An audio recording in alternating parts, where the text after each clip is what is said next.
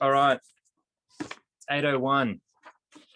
I think people will chime in later if they, people will come when they need to come. But otherwise, I reckon we kickstart things, get things going because, might as well get into it and make the most of the evening. Thanks for joining us tonight on this Making Sense of God topic. We're looking at the question, how can you believe in hell and judgment? And really, I guess the heart of tonight is to try and tease that question out a little bit. We're going to have an opportunity to, particularly from Brendo, who's obviously quite well read in this space. He's given a lot of thought to this, and my hope is to sort of draw him out with some questions. But what I would love from you that are sort of chiming in on Zoom is to think through some questions that you might have as we sort of talk through some of the ideas and the different ways of looking at this question. And then you can either post them on the chat, or you can send them through to Brendo's mobile number, and Craig Chappell, our wonderful assistant, will get them through to us and we can cover them towards the end. So sort of the structure tonight, we're going to have sort of a bit of a discussion for the next 25 minutes, and then we're going to give about half an hour to questions. Hopefully we've got some questions. If you don't, we've pre-prepared some, so we'll cover them if you don't have questions. But this is definitely a two-way experience. Although we're obviously here in the office doing a lot of the talking at the moment, we want you to feel like you can ask questions about anything that's shared tonight, because our hope is really to serve you in trying to make sense and get some understanding around that question of how can we believe as Christians in hell and judgment, or in a God that oversees hell and judgment. So that's our hope for tonight. Look, I think I'm going to throw open to Brendo for him to sort of kick things off with his opening thoughts on why is this such a difficult question? Why do people find this hard to process and digest? Not only for people perhaps maybe that are exploring the Christian faith, right, but definitely as well for people that are followers of Jesus, like people that are Christians, they can find that difficult as well. Absolutely. I mean, for me, like people go, okay, so do you believe in hell? And you cringe a little bit in some ways, you both in the anticipation that the person you're talking to is going to find that difficult, but also as a Christian, in the culture we live in, it's something that just seems so hard to get your head around. I mean, first of all, it seems unbelievable, I think, like the pictures that we have in popular culture of hell is, fire and the devil with a pitchfork, and maybe it's quite a playful place, or a lot of people will say I'd rather be in hell than heaven. It seems kind of boring, the Philly cheese ad. And so it seems unbelievable. Like, how could you believe in that? It's 2021. I mean, we have a plan to send people to Mars, and we've got artificial intelligence and all these different things. But you believe in hell? Like, how backward? Like, how could you believe in that? It just seems like a fiction from storybooks. I think the other thing is probably just the humanitarian piece of it. So every year in the world, there's about 55 million people that die.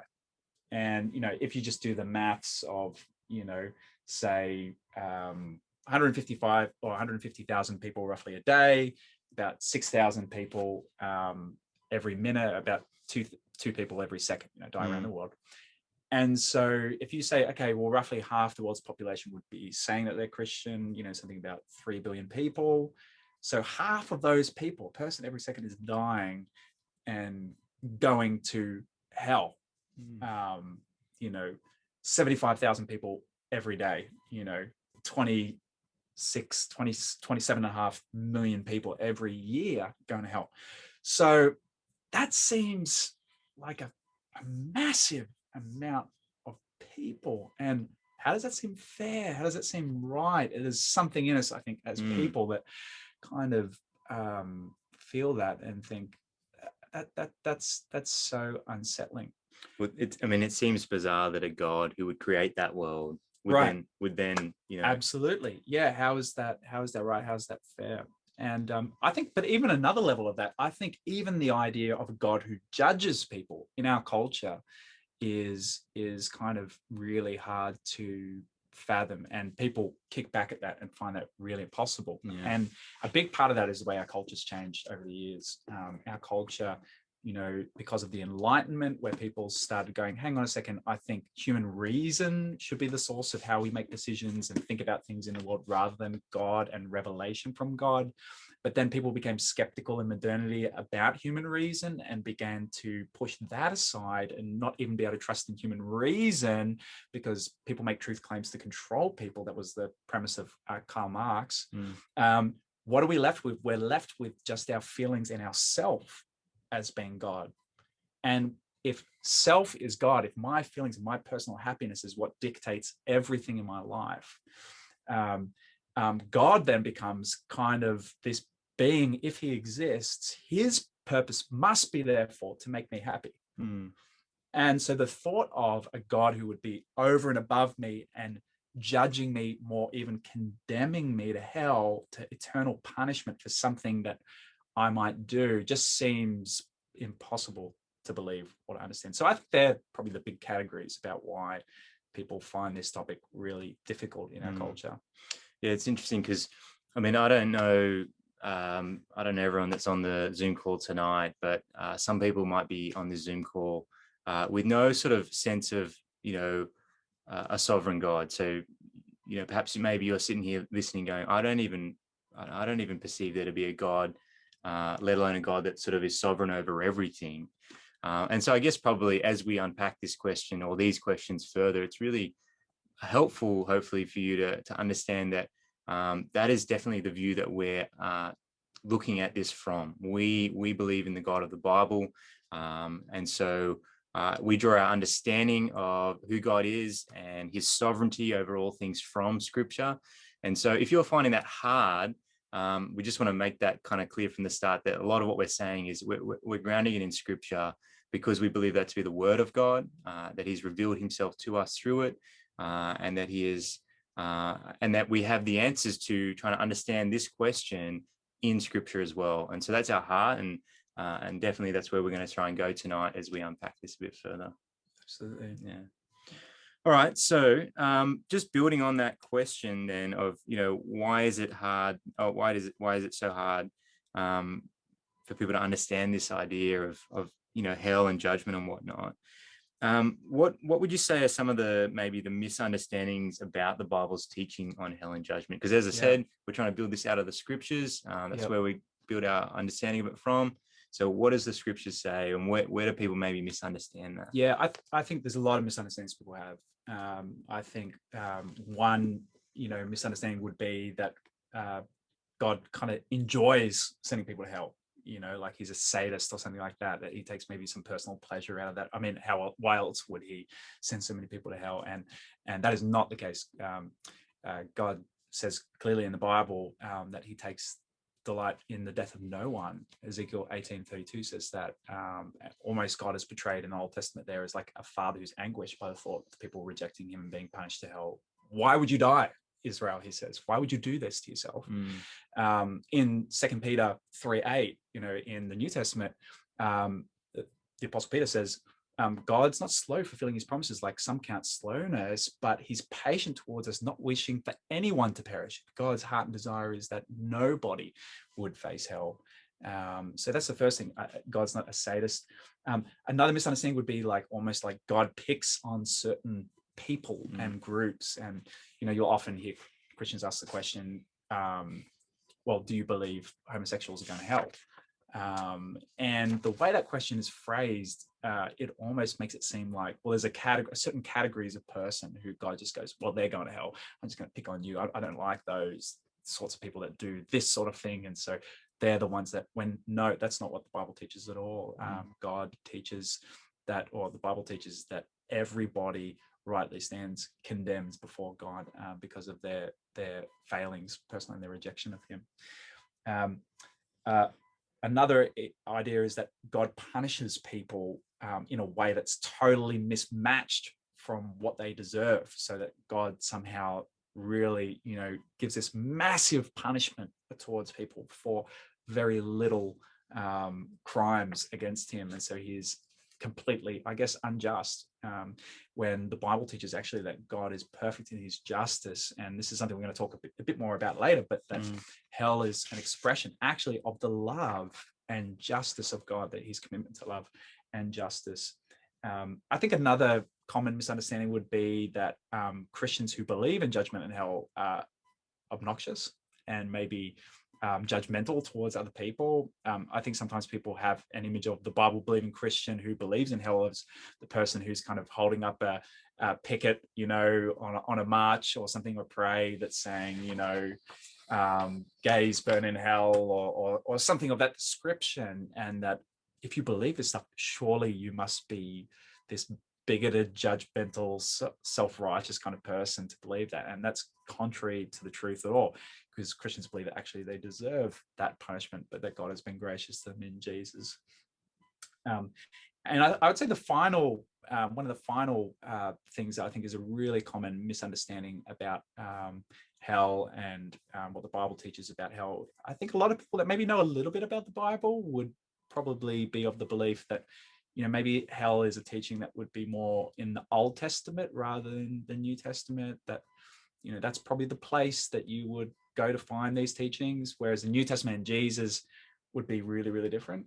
Well, actually, that's not the case at all. Actually, in the Bible, the majority of the teaching about hell comes from the New Testament, not the Old Testament.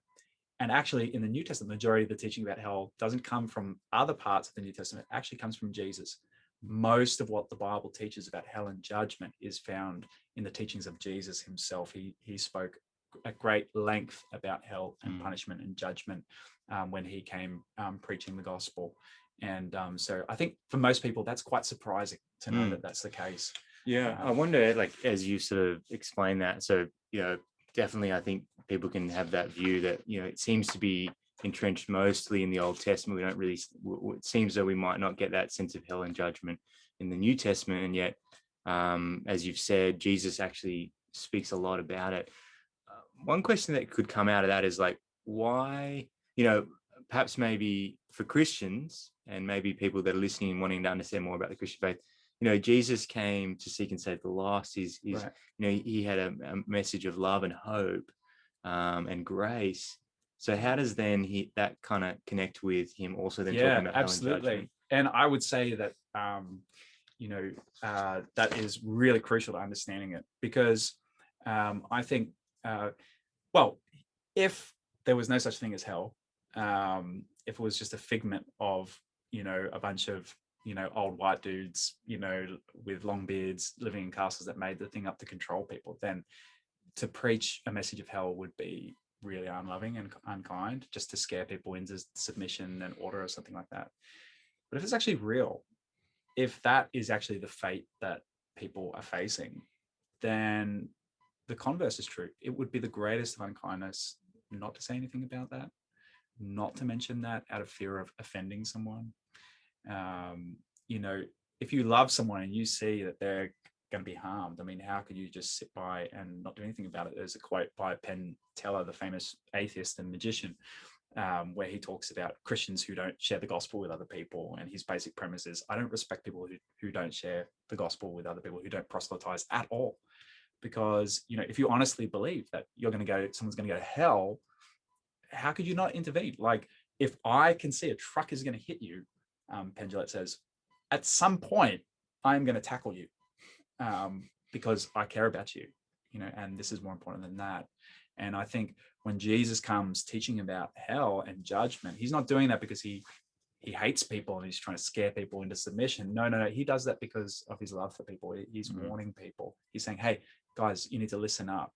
And I think a big part of our problem, and the reason why it's so important for us to hear this message, is that actually for us, by and large, we actually can't be saved because we don't believe we actually need to be. And Jesus comes along and I think helps us to see, actually, we desperately need to be saved. We have a terrible plight facing us, and it's his love that he does it. So just to sort of tease that out a little bit more, like perhaps maybe for you as a Christian, like how did like your understanding of judgment and hell sort of like how did you kind of grow to a deeper understanding of that, and then how did that then sort of affect maybe your pursuit of Christ and your recognition of your need of saving? Like, can you elaborate at all on that? Like, Yeah, absolutely. How did my understanding of judgment and hell kind of evolve? I you know, grew up like a lot of people in this area. I came from a good home. I went to church. Didn't particularly like it. Was ashamed about it, but I consider myself to be a good person. And so the thought of me being deserving of judgment, I think, puzzled me. I think I understood it intellectually because I'd grown up in church, but I don't think I had any sense of my own like personal deserving of that. I think I considered myself to be actually a fundamentally a good person. And so I think because I considered myself a good person, to be a good person, I couldn't really appreciate what Jesus had done for me.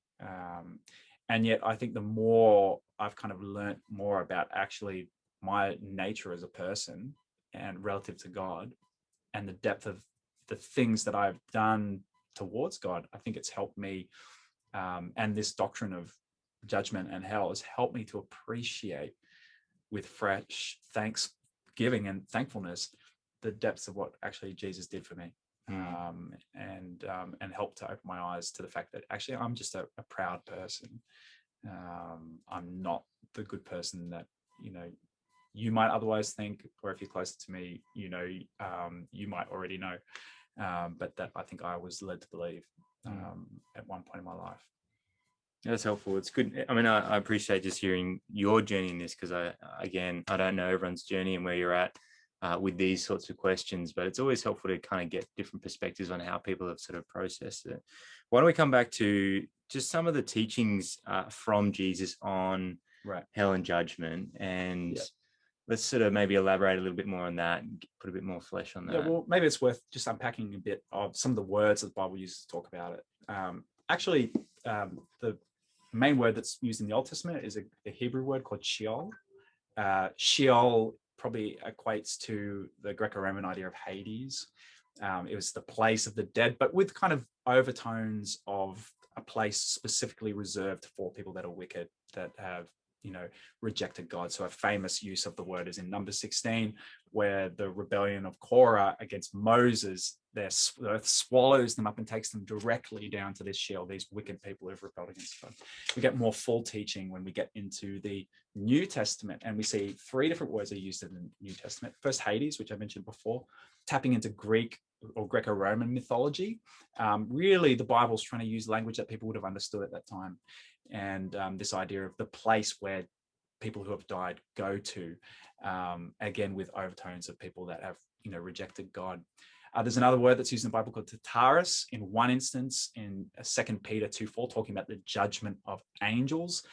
In Greco-Roman mythology, Tartarus was a place within Hades reserved for people guilty of extra heinous crimes. And so the point is that God is going to punish these wicked angels with a severe punishment in accordance to the wrongs they've done towards God.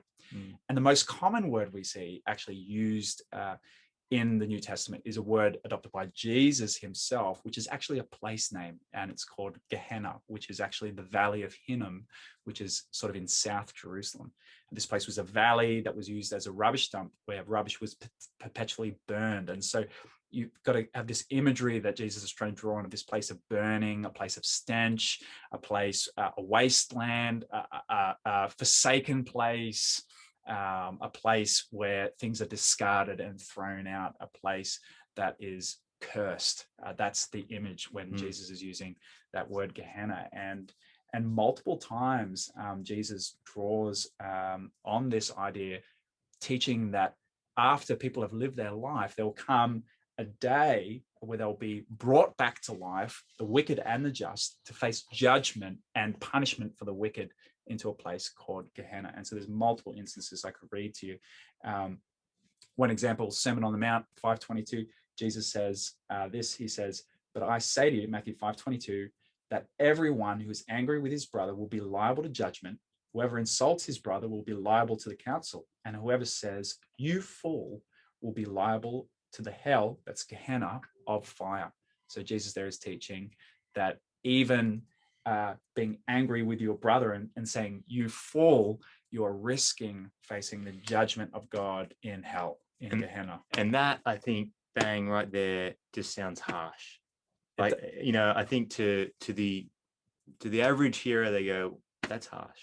Absolutely, it does sound harsh to our ears, to our Western ears. But I think in order to understand why that's harsh, I think we need to kind of understand something of the logic behind it. So in Jesus' mind, there's two groups of people. There's those that are wicked, which is actually the baseline of all people. The point of the Sermon on the Mount is actually everybody, unless your righteousness exceeds that of the scribes and the Pharisees, the religious elite, you will not enter the kingdom of God, Jesus says in Matthew 5:20. In Matthew 5:48, he says, therefore, in conclusion of the Sermon of the Mount, or the midpoint of it, be perfect. That's the standard. So in Jesus's eyes, there's two groups of people. There's the unjust, that is everybody in their natural condition. And then there's the just, and they are those that have humbly received Jesus on their behalf. That's the point of Jesus' life, that he came to actually save people from the judgment that they would rightly face from God.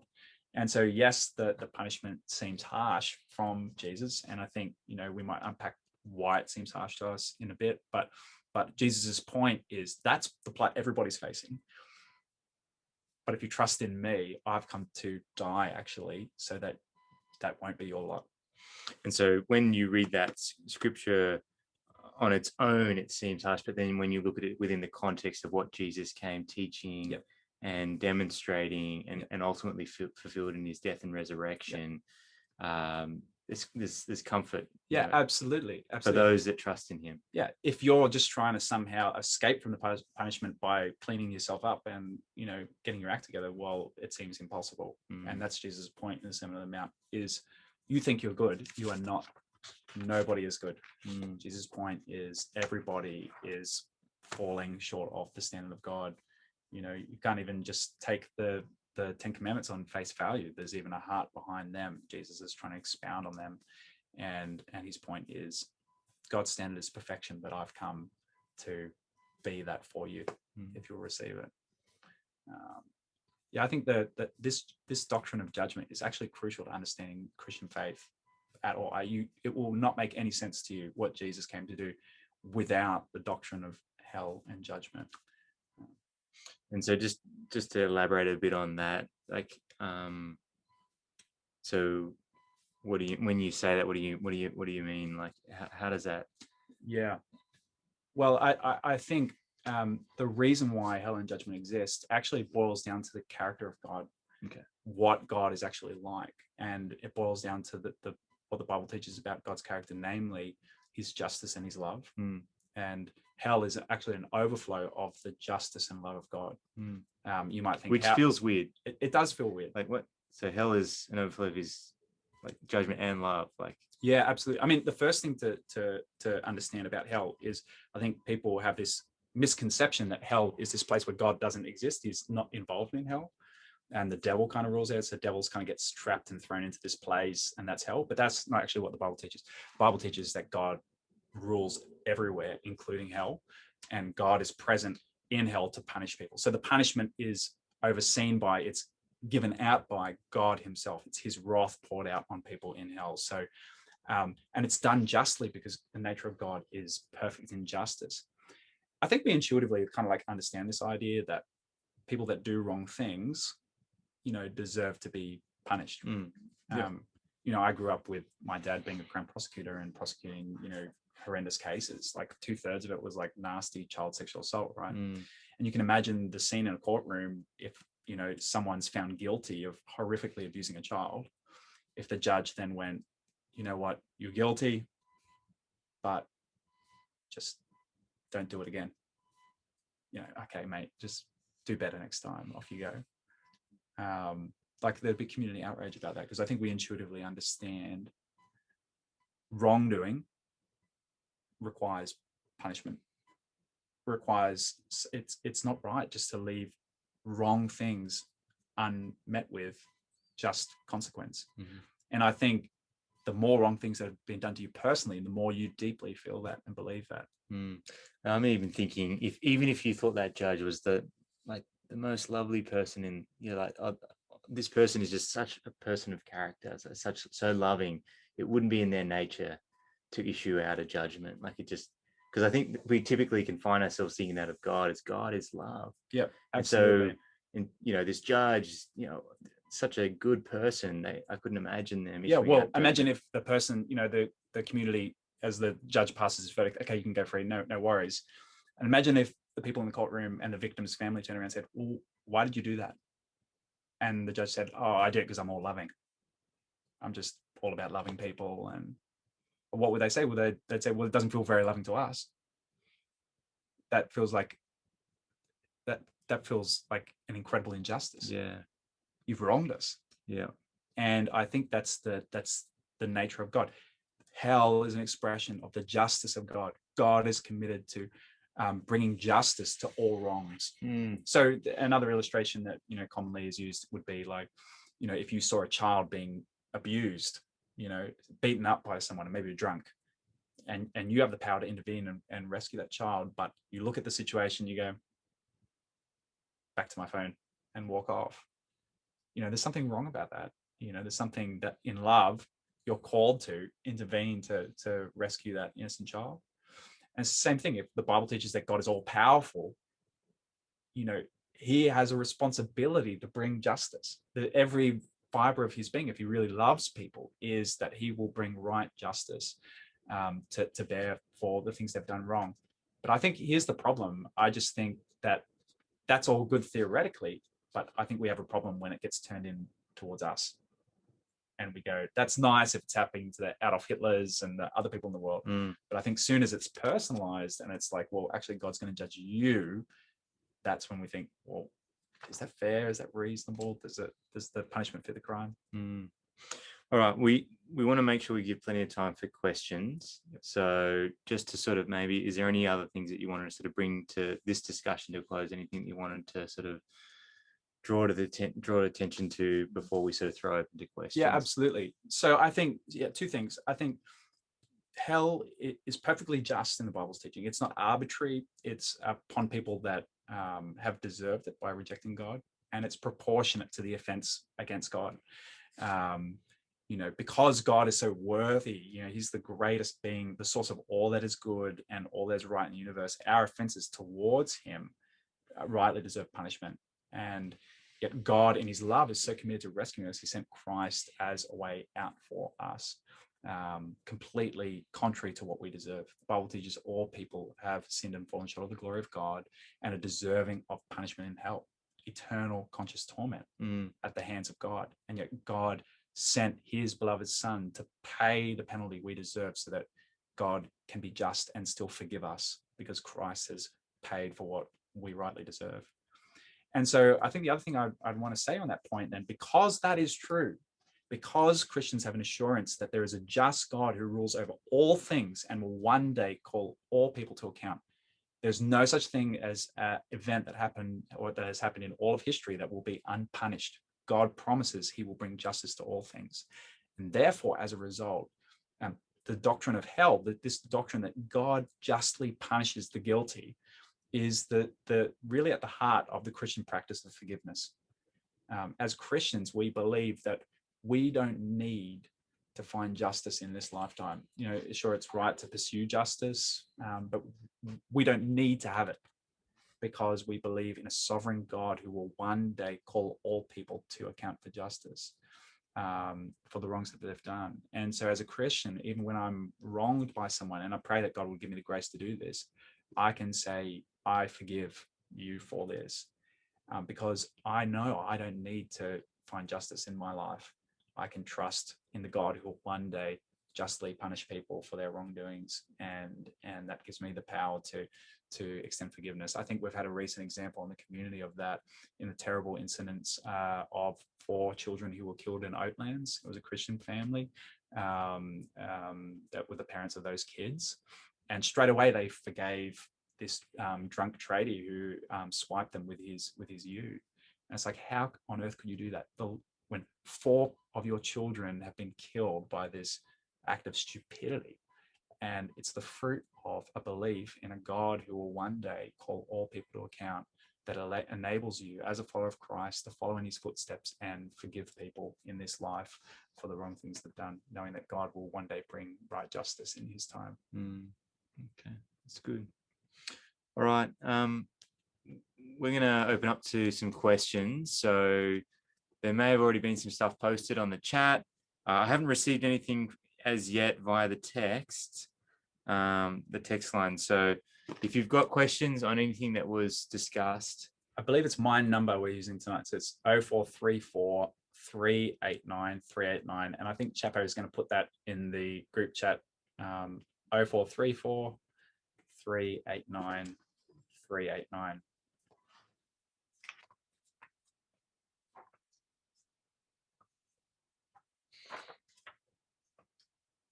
Now, I think that's a new idea for a lot of people, actually, that hell and judgment is the key to forgiveness, actually.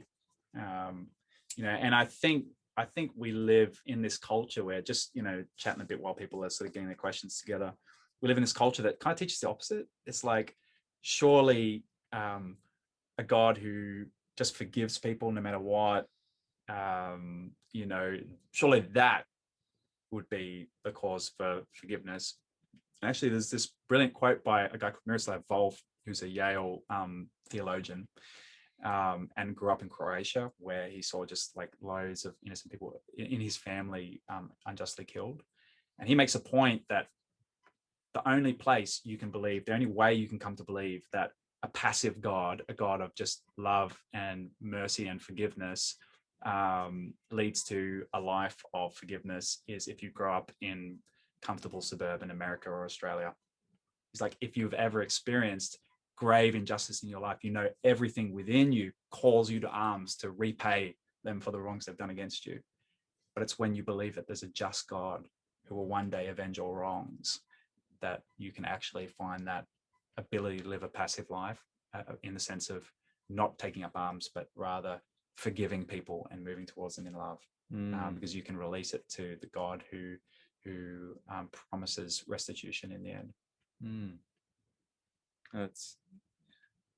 I imagine that even I imagine perhaps maybe if you've experienced or you've observed significant injustice, because it's not to say that there isn't some, in suburban Sydney and whatnot. Maybe not to the level, en masse. That's right. It's not like, but I think if you have, I think that would make a lot of sense. I think he saw like his brother killed and his mum killed, and that's horrendous. Horrible things in the Civil War there. But, All right. So we've got a question from the chat. In Luke chapter 16, verses 19 through 30, is Lazarus in the intermediate state, Hades, or in the final state, lake of fire? Right. Yeah, that's a good question. And there's a little action. How could he be communicating with Abraham if he's being tormented in hell? Revelation 20, verse 14, the death and Hades were thrown into the lake of fire. This is the second death, the lake of fire. Do we go to an intermediate state or to final judgment? Yeah, that's a good question. I don't know that there's a straightforward answer to it, except to say, first of all, in context, you need to know it's a parable of Jesus. So these are not real people, but Jesus is telling a story to illustrate a point. And the point is about the upside down kingdom of God, how those that are blessed with much in this life and not necessarily those that God chooses to welcome into his kingdom, his future kingdom to come. So I think that's the first thing, to frame it as a right point. I think there's a lot about hell and judgment we're not told. So this idea that if you're thrown into hell and judgment, you would have no way of communicating with those elsewhere, we're simply not told. One thing it does say in the parable, Abraham says, is there is a barrier between us that cannot be crossed. So there definitely is a degree of separation between those two places. There are some faiths that teach such thing as an intermediate place where, called purgatory, where you can somehow change your situation. The Bible teaches the opposite of that. It says, man lives his life and then he faces judgment. there's no further opportunities to change your situation or state. And I think that's the point of the parable as well. This rich man has no ability to change his situation and is pleading with Jesus that he might even send someone to, convince his family that this hell awaits. And Jesus, ends with that sort of ironic last point where he says, "No, I tell you the truth, they will not listen. They've got Moses and the prophets already. They will not listen, even if someone is raised from the dead." And his point being the final proof that he was going to do with his life by being raised from the dead. So I don't know if that covers all the points of that question, but to say that I think in the illustration, it's meant to be a place of judgment. Now, there's probably a note to end with. I think the Bible clearly teaches that when a believer dies, they go to be with Christ. But that is not the final end for believers. When an unbeliever dies, they go to not be with Christ, and they go to await the final judgment where believers and those that disbelieve stand before the throne of God and are judged based on whether they have received Christ or not in their life. And at that point, are sent further away for final judgment in hell, or to be part of the new kingdom of God in the new creation that God promises to make in the Bible. I don't think the Bible gives us all the details on exactly how all of those elements work, but that's the main thrust, I think, of the message and the context of that parable from Jesus. That's helpful. Feel free to ask back another you question. Can, you can send back another question off the back of that if you weren't satisfied with the answer there. Okay, another question that's come through.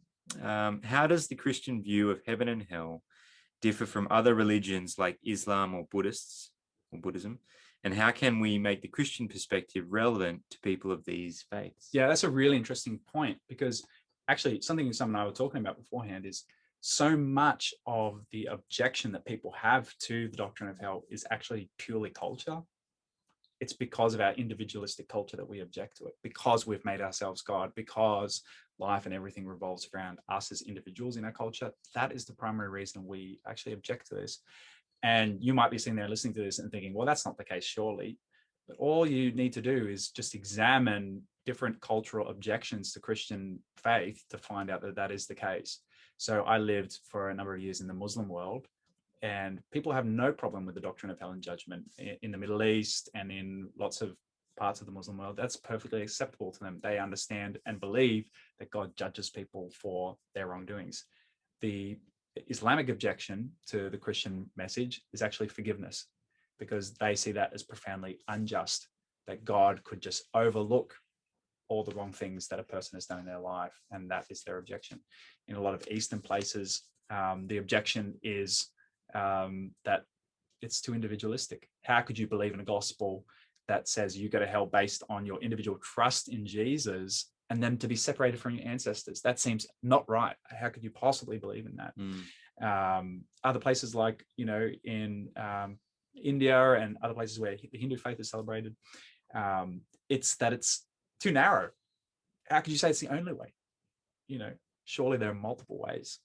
So I think, understanding that it's our Western objection. But coming back to what's the question? So again? the question is there's two questions to it. How does the view differ from that of, say, Islam and Buddhism? Yep. So the differentiate, maybe we'll start there. Yep. So in Islam, it's basically you can have no assurance as to where you stand with God. Even the Prophet Muhammad had no assurance as to where he ultimately stood with God. And the judgment of God is made based on people's works. So Allah is said to weigh the person's good works and their bad works in the final verdict. And if the balance comes out favorably to you, you'll be accepted into paradise. And if it comes out unfavorably, you'll be sent to hell. So that's in Islam. Buddhist faith and Hindu faith. The Hindu faith has got lots of different perspectives on it, but basically all other faiths, in a nutshell, would see the basis of evaluation for whether someone is punished in hell or not basically boils down to the works they have done in their life. It's on the basis of merit.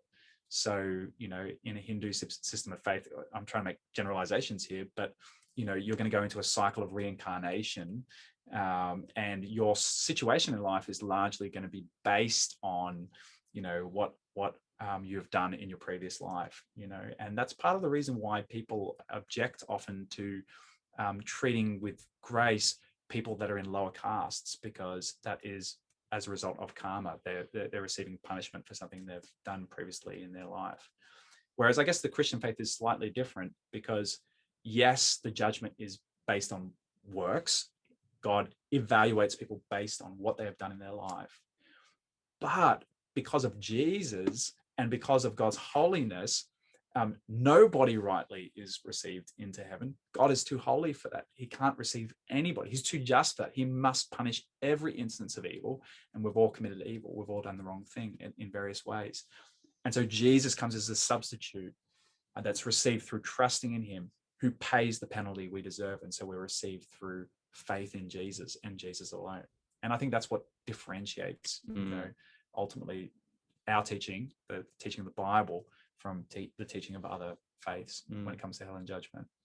And so like the add-on to that was just how you might make the Christian perspective relevant to people looking at the world through that lens. Yeah, I think it's relevant because, well, one, because it's true, it's relevant. I think in some ways the question of is it relevant or not, isn't really the main question, because the real question is it true? But I think you can help. I'm guessing the heart of this question is more like, how can you help people understand it? How can you help them to make sense of that? I think all of us have this sense of intrinsically, we need to make something out of our lives. We need to somehow do enough with life to either get into heaven if we're religious, or to make our life worthwhile, even if we're not. Even if you're an atheist and you don't believe in heaven and hell, there's this sense of which, if I don't somehow achieve something with my life, if I don't somehow do something significant with my life, whether it be in the way I live my life or love my family, then I'll be a failure and my life will have no meaning or purpose. And yet the message of Jesus comes in and says, you know what, ultimately, all efforts to make something out of your life will not succeed. Ultimately, every person fails to live in a manner that's worthy of God, to please God. And yet knowing that, Jesus comes and pays for our failures to make a way for us still to be welcomed in by God, and ultimately, in the end, to find the true purpose and meaning to our life in being back with the one who made us, though we don't deserve it, though in fact we deserve the opposite of it. Okay, that's helpful. All right, another question. Should hell motivate our mission? So just to clarify that, perhaps, like, should hell be a driving factor in our desire and pursuit of sharing the good news of Jesus with those that don't know it and don't trust him? Yeah, absolutely. I mean, I'm assuming this question means, should it motivate our mission in the sense of compassion for those that don't know Jesus? Because I think you could also read the question as, should it motivate our mission in terms of, I need to share the gospel with lots of people so I don't go to hell, which of course is the opposite of the message of the gospel. Yes. Because it's only through trusting in Jesus that we're received into heaven. And so all the good things that a Christian does in their life is kind of like a gift of thanksgiving to God for what he's done for us. It's not to earn God's favor or in any way. But yeah, absolutely. I think a big part of our problem, and the reason why we don't care enough about mission, is we buy into the logic of our culture too much, that looks on and is cynical as about any concept of the justice of God or hell, and just goes, no way, that can't be real. And because we struggle to actually believe that it's true, there's next to no motivation. I mean, I've got stuff to do. Like, I've got a career, I want to own a house in Sydney. That's good money. House prices are already on the way up, and I've got to do those extra hours. And sure, one day, I might talk to someone about Jesus, but that stuff can wait. And I'm not sure it's really going to be all that bad for them. And, so I think the doctrine of hell makes sharing the gospel with others the most loving thing you can do as a Christian. And I think if you're listening into this and you've got Christian friends and they haven't shared the gospel with you before, you've never heard about Jesus and hell, and your need for salvation from Jesus, I'd have a conversation with your Christian friend and say, hey, what's your deal? I thought we were friends. I thought you cared about me, because I'm finding out you believe all this stuff about hell and you haven't shared it with me. Like, why not? I would, if I wasn't a Christian, I'd take objection to that. Actually, I'd be expecting my closest friends to be trying to persuade me every chance they get.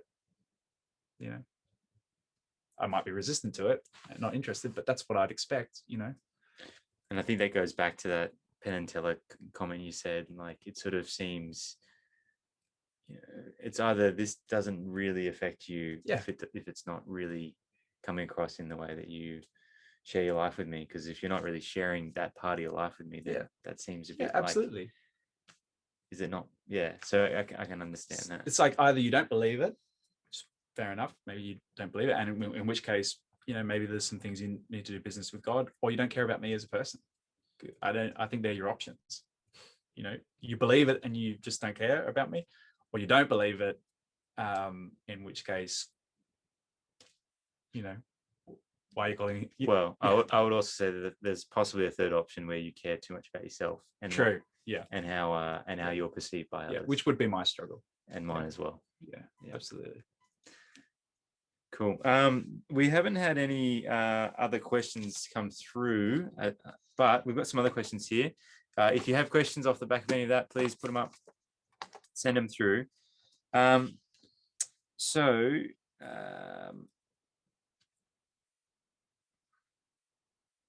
about people who have never heard the gospel? Will they still go to hell?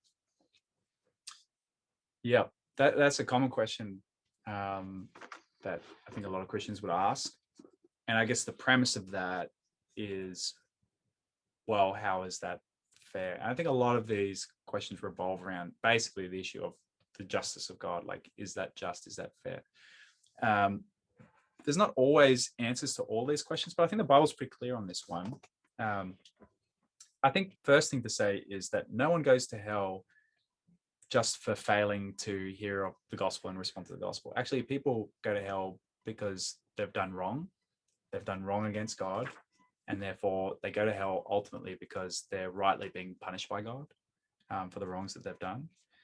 And this basic question is addressed actually in Romans chapter 1, where Paul basically says that people are without excuse because they should have been able to see God and know enough about God to live in obedience to him just through the world in which he's made.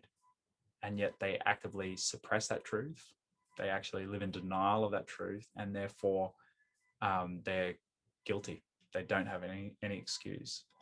And so I think the first thing to say is what we know of God is that he's perfect in his justice. So no one is ever unjustly punished by God. He's incapable of doing that. He's too loving. He's too just to do that. No one is punished because they just refused. Ultimately, they didn't get a chance to hear the gospel. No, they're punished because they've done the wrong thing. And that punishment is just. And I think that's traditionally one of the big reasons why Christians have been committed to global missions, is to make sure that never happens. To make sure that every person ultimately gets to hear about Christ. I think that's the best answer. So I think there is possibly a case to be made for people with disability or infants that are born without ever having a chance. Because if we're without excuse because we can see the world around us, it does tend to imply that those who haven't had the ability to see the world around them have some sort of excuse before God. But I think we rest ultimately as Christians in knowing the goodness and justice of God that is beyond anything we could ever fathom. Another question, is God, and I don't know if this got left off, but is God everywhere and absent in hell? Or it could be, how is God everywhere and absent in hell? Yeah, well, first of all, I need the Bible's perspective is God is everywhere. And so God is not absent in hell. God is present in hell. And that's one of the misconceptions about hell, that it's this place where the devil rules and, he's kind of there locked up against his will and has a bit of a great fun time. And that's just unbiblical. That's not what the Bible teaches. The Bible teaches that God is present in hell to justly punish the wicked. And that is why you can have assurance that the punishment people receive in hell is just and fair because it's meted out by God. So God is not present in hell; He's present in hell. So that would be. But is there a clarification there? And so if you think about like the garden pre-sin, Yep. God dwells with humans in harmony. Yep. I don't imagine that's what you're talking yeah, about. So God manifests His presence in hell to judge and to curse and to punish, whereas God manifests His presence amongst His people to bless and to love and to enjoy His relationship with us. So yes, it's very, very different. But because God is omniscient, He's omnipotent, means He's all-knowing, He's all-present. There is no such thing as a place where God is not. He's not equally manifesting His presence in the same way in all places, but He's present in all places. The difference being, the Christian understanding is hell is a place where God is present to judge and to punish and not to bless. That's helpful. No more questions have come through, and that's totally cool. I hope it's been helpful just to stimulate some thought, to provide some answers to some of these questions, but certainly keep the conversation going. So, I mean, we'd love if you've joined in and you're not a Christian, we'd love to continue this conversation beyond just a Zoom, meeting. We'd love to actually meet you in person. So we'd love to welcome you to church, or even just organize a time to sort of unpack this in more detail. But yeah, I guess our heart is to try and serve those that are wanting to wrestle through this question, and hopefully tonight has provided that. But if there's any more questions, I think feel free to send them through, but I think we're probably coming to the end. How about the issue, Simon, like just as we're wrapping it up and just thinking about this, just the idea of the disproportionate nature of it, like, which would be a question that people would ask me, like, okay, yeah, I get that, we are forgiven through Jesus, get that whole bit. But for those that reject Jesus, to be faced with eternal conscience torment, does the punishment fit the crime? That idea, I think, is a common objection. What would you say to someone who's kind of asking that, to throw one back on the questioner? Gosh, we didn't set up for me to answer any questions, so you're really putting me on the spot here. So the question is, does the punishment fit the crime? Yes. And as in, like, does hell fit the crime? Yeah. Well, I guess, what is the crime? What's the ultimate crime that sin is? It's man turning their back on God. Yeah. And saying, I'm God. Yeah. And so, yeah, like, I imagine that is a just punishment. Absolutely. So the crime is that you're not God of my life, I'm God of my life. And so as a result of that, God says, I'm going to judge you in light of that. Yeah, absolutely. And I think even still, like, people can be like, yeah, I get that, making up, but surely, like, it's just like, do a better job, like, the scale of the punishment seems out. And I wonder if, one of the things we're talking about is, I think part of our wrestle here is understanding the degree of the goodness and power and majesty of God that makes our offenses against Him so massive. The value of the object that's offended, or the person that's offended, dictates the significance of the consequence and the grievousness of the crime. And so the thing we're talking about, an illustration I've heard before, is, if you were looking at a kid, on a park bench, walking past the park bench and saw a kid, and the kid had just like a fly, and it was like pulling the wings off the fly, like kind of cruelly torturing the fly, you'd be like, that's a bit gross, but you'd probably just look straight back at your phone. But what if it wasn't a fly? What if it was a bird, and the kid was ripping the wings off the bird, or a person, say a man, was ripping the wings off the bird?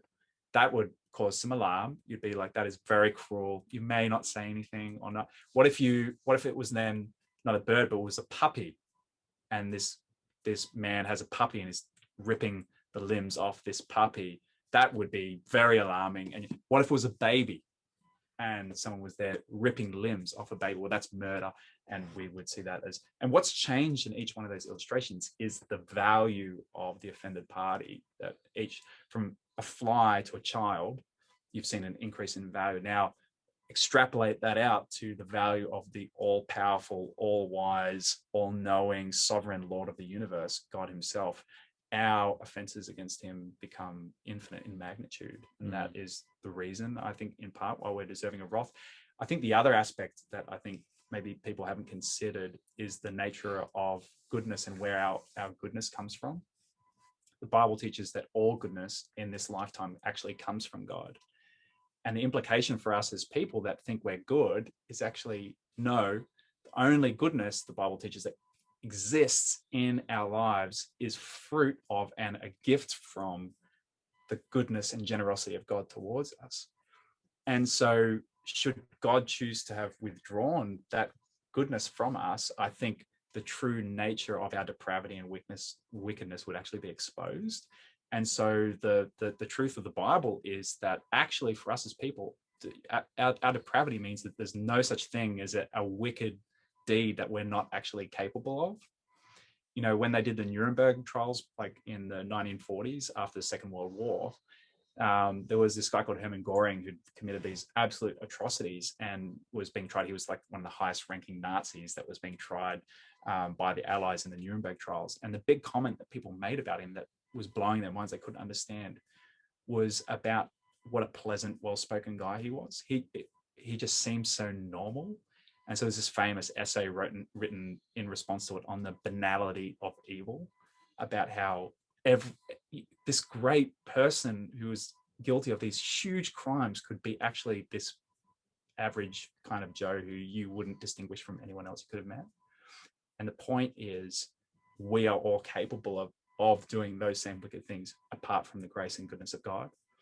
And so I think part of our issue is that actually we don't view ourselves that way, and we take objection, therefore, to God punishing people in hell, because we don't value him the way he really is, and we don't see ourselves and the reality that any goodness that exists in us is actually a gift of the one who is ultimately the source of all that's good.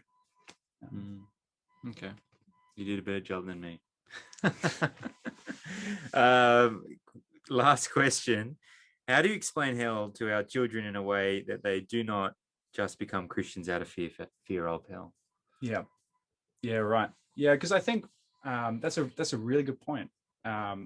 First, I'd say there's a lot of resources out there, you know, that you can use from Sovereign Grace Kids. Marty Mikowski has some wonderful books and things out there for kids about teaching about hell and different things. I think the key is relationship, really. If you're following Jesus just because you're afraid of going to hell, I'd say you don't really have a relationship with Jesus. You're just acting in self-interest, really. A Christian, rather than being someone who's just afraid of hell and has just kind of made a kind of business decision to serve their own best interest, is different from that.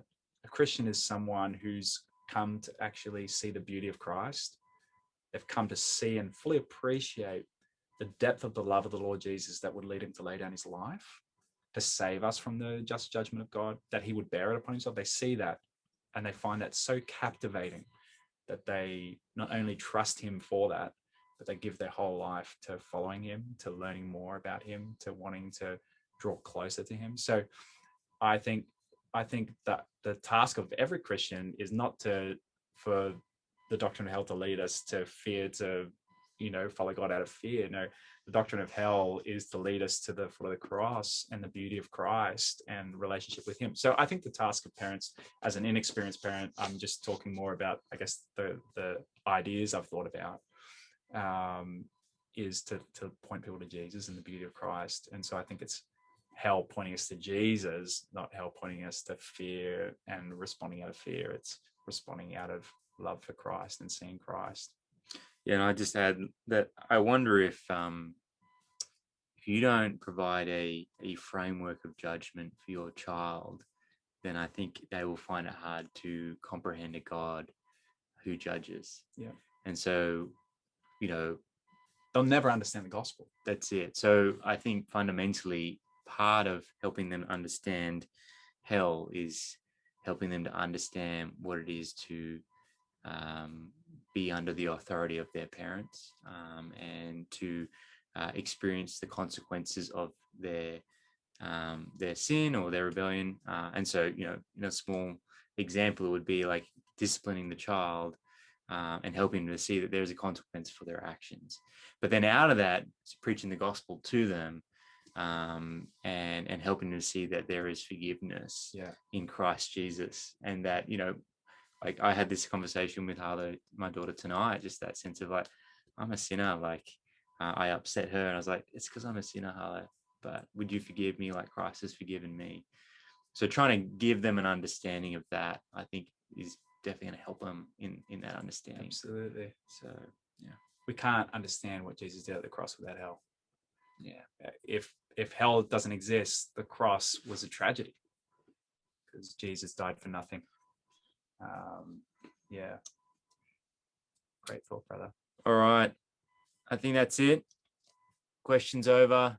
Hopefully it served you. Done. Thanks for listening in. In case you're wondering who we were, my name's Simon and this is Brendan. We didn't even introduce ourselves at the start. So nice to meet you all. I hope it served you.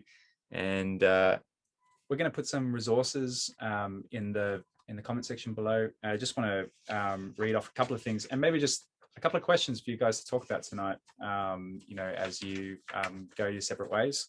Firstly, there's some really great books out there if you want to read more about some of these things. First of all, this book here by Tim Keller called Making Sense of God. That's where we got the name for the series. It's a wonderful book, particularly unpacking some of these issues about hell and judgment. There's another book up by Tim Keller called The Reason for God. It has a chapter 5. It's about hell. There's also a wonderful book called by Eric Raymond called Is Hell for Real? It's a really short book by the Good Book Company. A lot of the questions and some of the content we've been talking about tonight comes from that book. I just really highly recommend it. We thought it would be good just to end tonight as well, just with a couple of questions for you guys to think about as you go home. And the first one is just simply, what was new or different from tonight? What didn't make sense? We'd love to hear your feedback. So feel free to, if something didn't make sense, message myself or Simon. My email is bw@sovegrace.org.au. And what do you make of the Bible's teaching on hell and judgment? Do you agree with it? Do you disagree? Is it different for you? We'd love to hear from you. We really have a heart, and the reason why we're doing these nights is we want to partner with people to help them with their questions. Christianity in 2021 can be really hard to make sense of, and we want to help to try and make sense of it as best we can for you. And so let's start a conversation with the person who invited you to join us tonight, or with someone from our church. Again, bw@sovegrace.org.au. We love Jesus. We love to help you in any way we can. Even if we don't have the answers, we can hopefully point you in the right direction. Fantastic. Well, again, thanks for joining us. I hope you enjoyed the setup. I noticed that in the bookshelf here, this book, Days That Shook the World, this was one of them. So anyway, I'm going to enjoy this. You guys enjoy the rest of your night, and we'll see you next time. We've got another one coming up in a little while, do we? Yep. Next month, we're doing our last one for the series, just in the lead up to Easter. We're going to be looking at, does science disprove Christianity? And we're going to be asking or opening it up to some of those questions in around, doesn't evolution disprove God? Isn't belief in God irrelevant in 2021? And any questions you might have around science, the Bible, and all things to do with faith. Have a great night, everyone.